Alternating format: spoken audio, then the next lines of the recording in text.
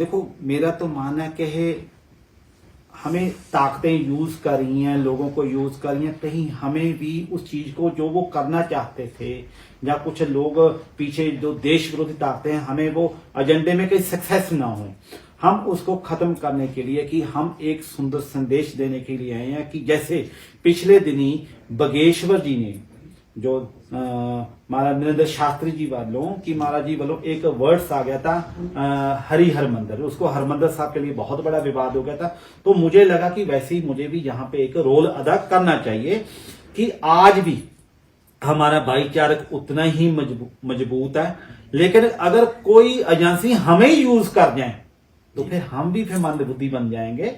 कहीं ना कहीं हमारी जो लोग को पता नहीं है, जिनको लगा कि निशान साहब की बात हुई या गुरुद्वारे को लेके बात हुई है, हमें रोकने की बात हुई है, ऐसी हमारी कोई बात नहीं है। कि अगर किसी को लगता है कि ऐसी कोई गुरुद्वारे की अगर बात होती है, अगर निशान साहब की बात है, तो उस पर आपके क्या विचार है?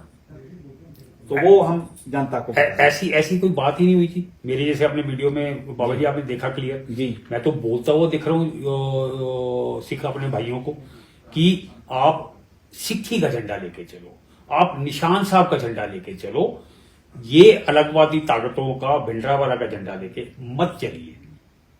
तो निशान साहब तो हमारे आदर्श है ना, कि हमारा उनका आशीर्वाद है।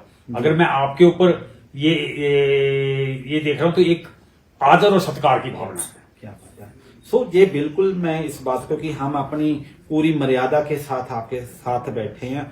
अगर मैं फिर भी कहूंगा कि अगर आज विवाद हमारे दो शब्दों से, बात तो शब्द ही जोड़ते छवि तोड़ते हैं, किसी का अग्रेसिव होना, उस समय सिचुएशन कैसे बन गई, वो अलग एक समय की खेल थी। वो समय ऐसा था कि हो गया, आज पूरी दुनिया में वो आ गया। हम चाहते हैं कि हम इस बात को कैसे समेट दे कि एक दुनिया को अच्छा मैसेज दे दे कि आज भी हम जब राष्ट्र की बात आती तो हम आपके साथ हैं। हम हमेशा सिख जो हैं पहले राष्ट्र के लिए जीते हैं, राष्ट्र के लिए मरते हैं। ये तो हमें बताने की जरूरत नहीं है। अगर राष्ट्र की बात है तो हम सब एक हैं, लेकिन जब गुरुद्वारे की या निशान साहब की बात है तो अगर किसी के दिल को कोई ठेस लगी है तो वहां पे आपके क्या विचार है? बाबा जी, अगर किसी के दिल को ठेस लगी है तो उसके लिए मैं क्षमा प्रार्थी हूं। साथ में जैसे मैंने पहले भी ये बात को रिपीट किया कि अलगवाद के झंडे, खालिस्तान के झंडे, वो ना कभी बर्दाश्त होंगे, हम आज भी नहीं होंगे और ना कल को। अमन जी एक बात बोलूं, जहां पे मंदिर के फ्लैग की बात आती है, निशान साहब की बात आती है, चाहे गुरुद्वारे की निशान साहब की बात आती है, हम अदब सम्मान करते हैं जी। लेकिन अगर किसी को मंदिर के पे भी प्रॉब्लम है तो हम एक हैं। अगर हमारे देश के झंडे पे किसी को प्रॉब्लम, तब भी हम एक हैं। लेकिन गुरुद्वारे के लिए अगर किसी को ठेस लगी या किसी को निशान साहब को नाम लेके अगर किसी ने उस विवाद को बढ़ाया, लोगों को अग्रेसिव करने, गलत मैसेज देने के, तो आज अमन जी पूरी दुनिया के सामने हम उसके लिए आप क्षमा मांग रहे हैं।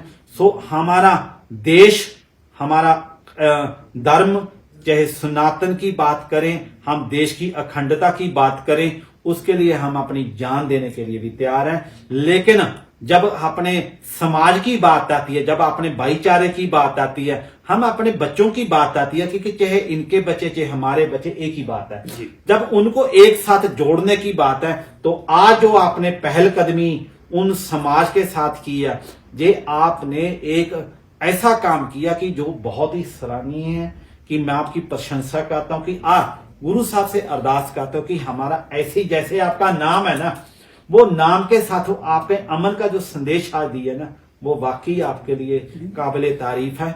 वो तो अपने परिवार में क्षमा मांगना कोई किसी कोई उससे छोटा नहीं हो जा सकती, है ना।